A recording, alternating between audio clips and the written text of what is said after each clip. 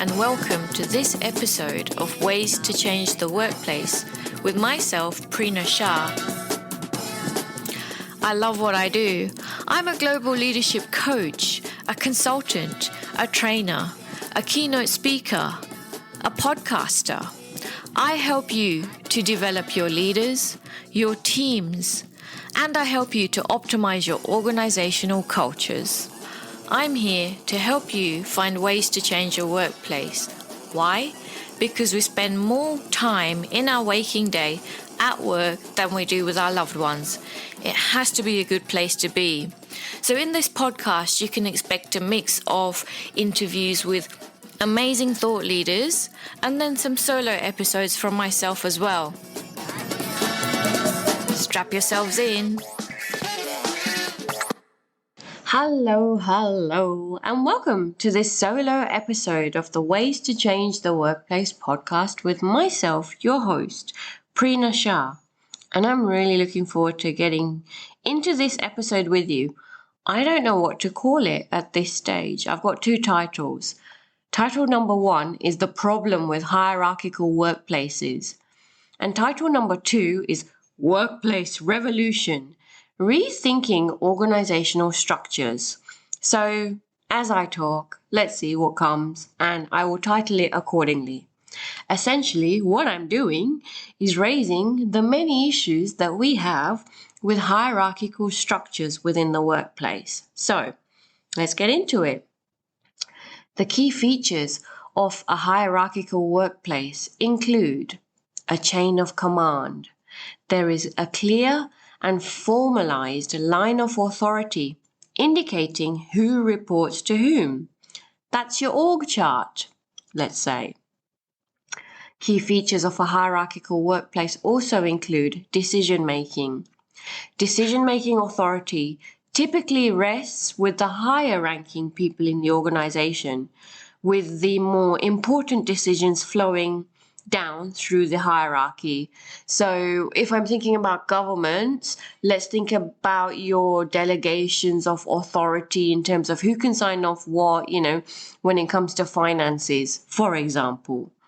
The higher the cost, the higher the level of the hierarchy who can actually approve that said cost. So decision making in relation to key features of a hierarchical workplace. Another key feature of a hierarchical workplace is roles and responsibilities. Each position in the hierarchy has specific roles, responsibilities, and a defined scope of authority. Another key feature of hierarchical workplaces is the communication flow.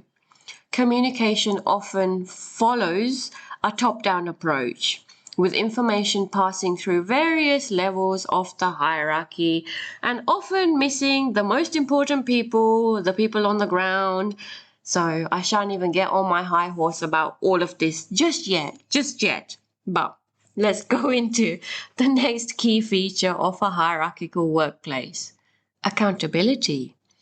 Employees are accountable to their immediate supervisors, and superiors are accountable to those above them in a hierarchy. It's a chain reaction, as Diana Ross would sing about, let's say.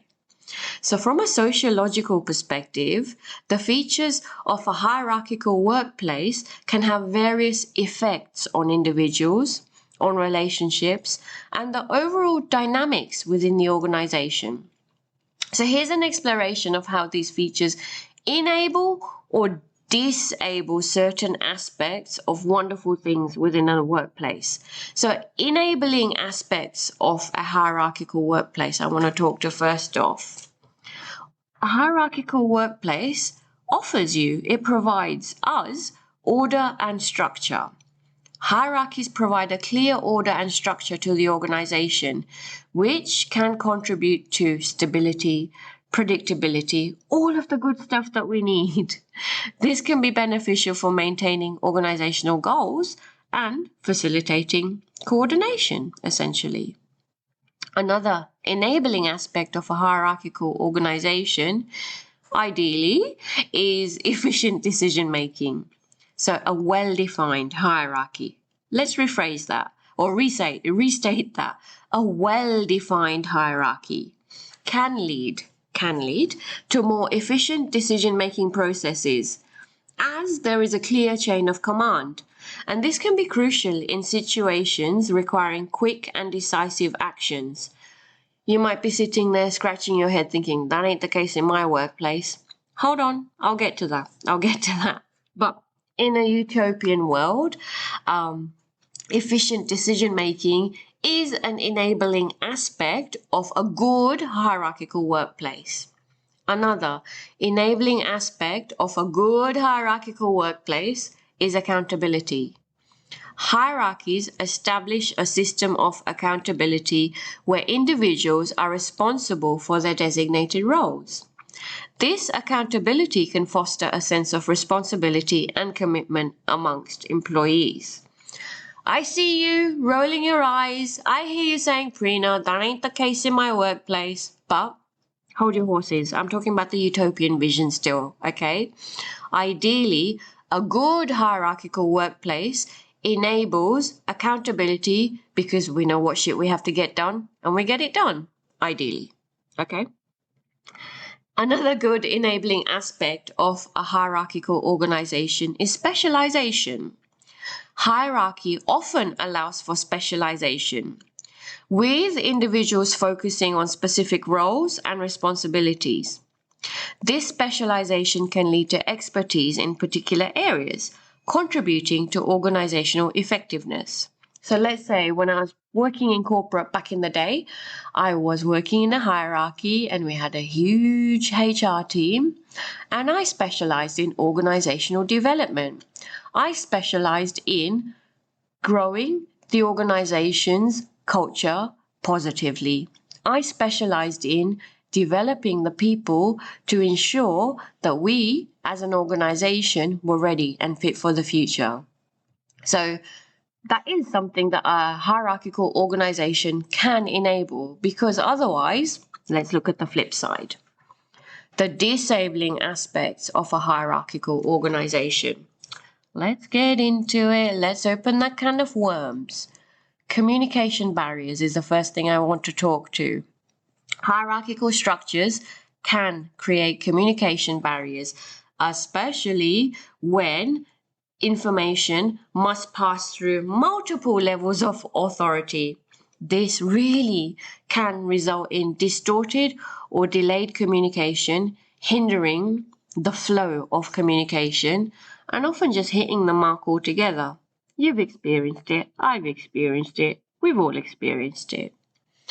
Another disabling aspect of a hierarchical organization is limited innovation.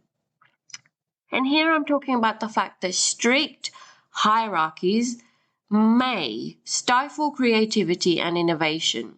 So lower ranking employees might feel hesitant to share their ideas or suggestions, feeling they won't be well received by those in higher positions, or people might just simply think, oh, who the fuck am I to think this or suggest that, because it's not my position, it's not my role, it's not my responsibility within the hierarchy that there is, okay?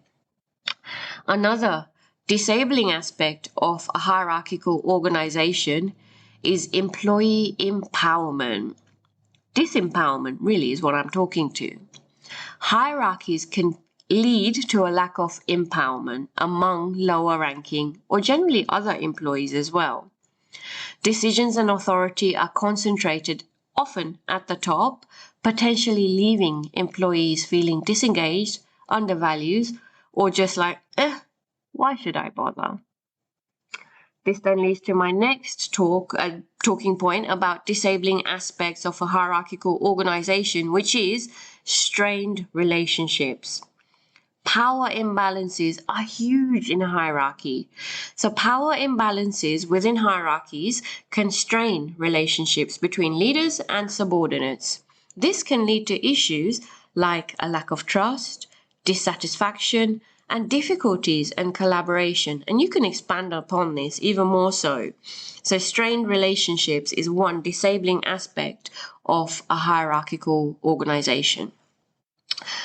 Another disabling aspect of a hierarchical organization is resistance to change.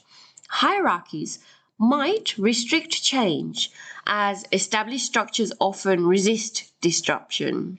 We've always done it this way. You've heard that line, yeah? This can make it challenging for organizations to adapt to evolving environments or implement innovative practices. So, I've given you enabling aspects of a good hierarchical organization and the disabling aspects of a hierarchical organization that I reckon most of us can probably relate to. So sociologically, I really want to get into my sociology brain for this episode. The impact of a hierarchy at work is interconnected with issues of power, of authority, and of social relations. While hierarchies offer stability and order, they may also pose challenges to fostering a dynamic and inclusive organizational culture.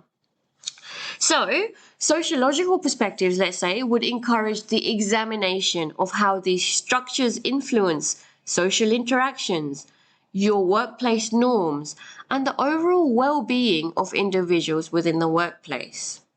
So, you cannot change your hierarchy altogether, especially for the larger organizations, I know. Those tend to change less. So what can you do to address the issue of hierarchy that hinders your people?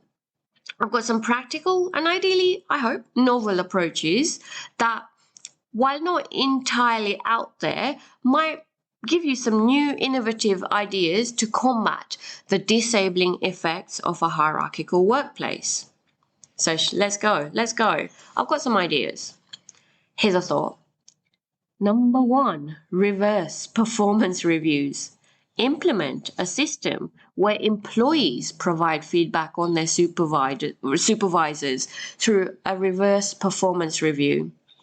This two-way evaluation fosters open communication and really helps identify ideas and areas for improvement at all levels. Another idea to combat hierarchical meh in an organization is cross-departmental collaboration days, dedicating specific days or time periods for teams from different departments to collaborate on projects. This really encourages cross-functional understanding and breaks down silos. I remember when I was working in HR, my God, I got involved with lots of technical projects and all sorts of things, and that was really to break down the hierarchy and to break down silos within the workplace. So in terms of cross-departmental collaboration, I'd like you to think about what would work for you in relation to really addressing the hierarchical issues that you have, which are specific quirks to your organizational culture. Okay? Another idea to combat hierarchical issues in a workplace is leadership shadowing programs. Introduce a program where employees at different levels have the opportunity to shadow leaders in various roles. This hands-on experience helps to bridge the gap between hierarchical levels, so people can really walk in the shoes of the manager, for example, or vice versa. Flip it, reverse it, do what you want. But really, it's opening our eyes to the other and not creating that divisive organizational culture. Another idea to combat the hierarchical organizational issues we all face, an open door idea box. So place a physical or digital idea box where employees can anonymously submit suggestions or innovative ideas. This provides a platform for everyone to contribute without fear of judgment. Now, I've done this myself. I was supporting a brand new HR director enter their role. They were quite scary and they knew that their professional reputation wasn't the best, in that they were perceived with a deep fear, and they wanted to work on that. So what this HR director did was inform everybody that they're brand new and they want to hear everything from everybody anonymously. And they had an ideas box at the end of the HR section where no one could really see who was putting in what. And there were a lot of things that were put in.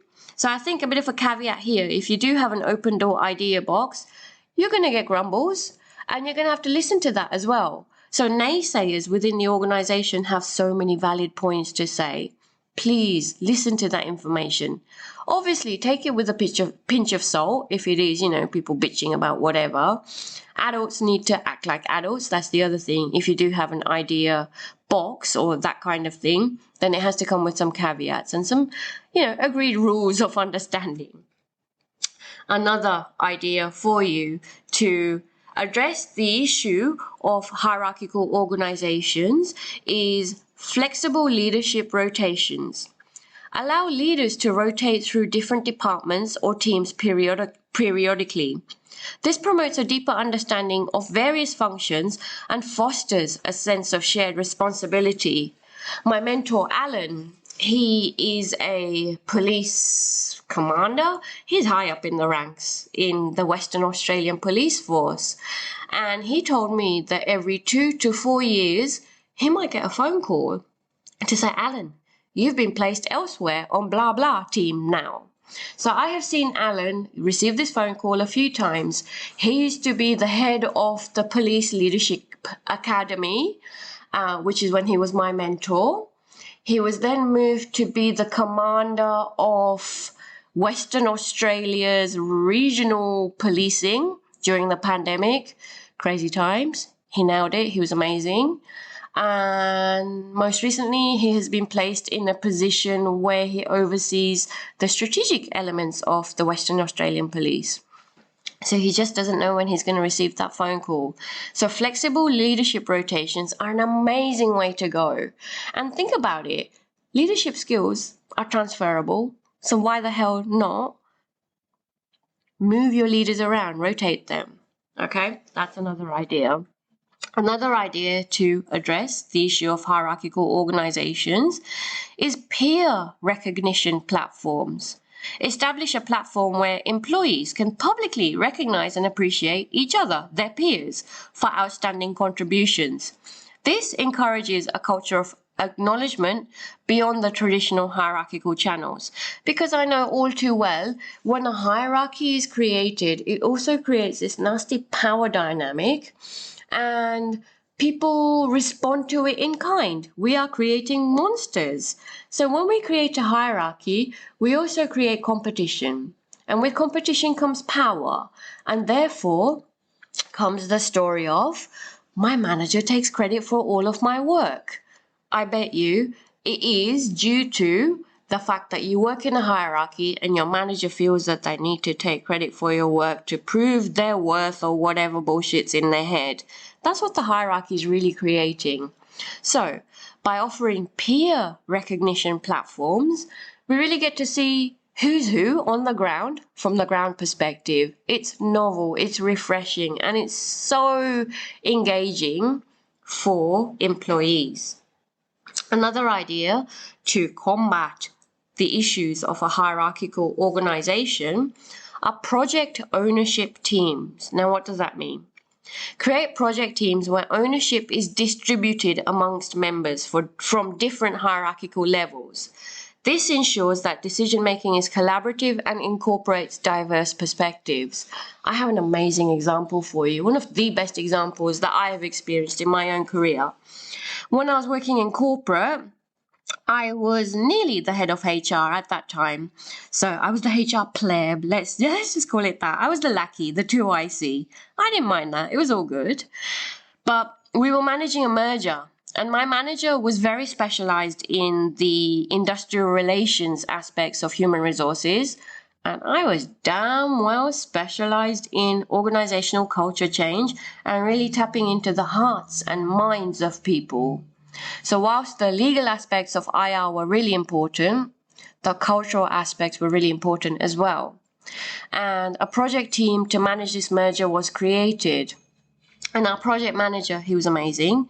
He actually picked up on the fact that he needed to break the hierarchy because there were specialists across the organization at different levels. So yes, my manager from a HR perspective was on the project team to work on industrial relations matters.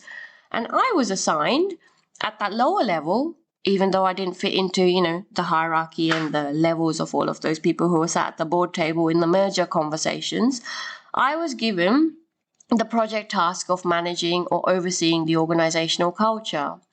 So if you look at your organization in that respect, in terms of specialisms and who's who and what people are good at, you can really start to look at people from a non-hierarchical perspective and bring the right people into the right kind of environments. And I'm leading now to inclusive decision-making workshops. That's another idea I have for you to address hierarchical issues.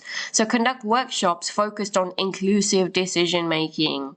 Train employees at all levels on techniques to ensure that diverse voices are heard during discussions and the decision processes. And that's exactly what we did on this project team. So while I was, not the head of HR, I still had a voice because I was granted that voice. So how are you going to grant people the voice? Remember, we work in a hierarchy, therefore we need permission, often granted to us as well. Unfortunately, that's how it is. Another idea, job rotation programs for employees at all levels to rotate through different roles within the organization. This not only provides learning opportunities, but it also breaks down the rigid job hierarchies that we have within a workplace. And then last but not least, I have a really cool idea. And I've done this myself when I worked in corporate. Knowledge cafes is what I'll call this. So host regular knowledge sharing sessions or cafes where employees can share insights, experiences, and expertise with their colleagues.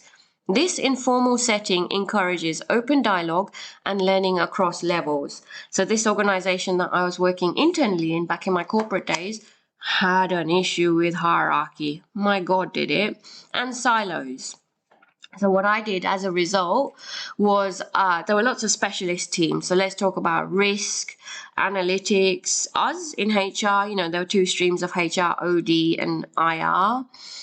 There were the project teams, and I won't let loose on the rest of the team names because it will out the organization that I'm talking about. But what I did was I held just before lunchtime, not during lunchtime. Please don't kill people's lunch breaks. It's horrible. Don't do that. Just before lunchtime, 11 till 12 o'clock, we would have specialist teams come and present for 45 minutes on what they do, on how they do it, and how they can support you, the employee. And then there'd be a Q&A session at the end. And oh my God, that was so damn good. It really brought people together, and it really truly broke silos down as well as hierarchies. So it's an easy win for you. Do it if you haven't. Seriously, try it. So these practical and novel approaches aim to introduce positive changes without completely overturning established norms. I know you've still got to work to your rules, but by incorporating these ideas that I've provided to you, organizations can create a more inclusive and collaborative workplace that leverages the strengths of employees at all hierarchical levels. That is it from me today, and I will see you in the next episode. Please do me a favor. If this spoke to you, share the love and share this episode with at least 2 other people. And if you've got any questions, as always, drop me a message. If you've got feedback, I love to hear feedback. Let me know. Drop me a message. LinkedIn, Instagram, connect with me. Over and out, and until the next time, be well and deal with the hierarchy. It needs to be dealt with. Sign up to my newsletter, which is detailed in the show notes, if you stand against crappy cultures, lousy leaders, and toxic teams. And I'll see you in the next episode.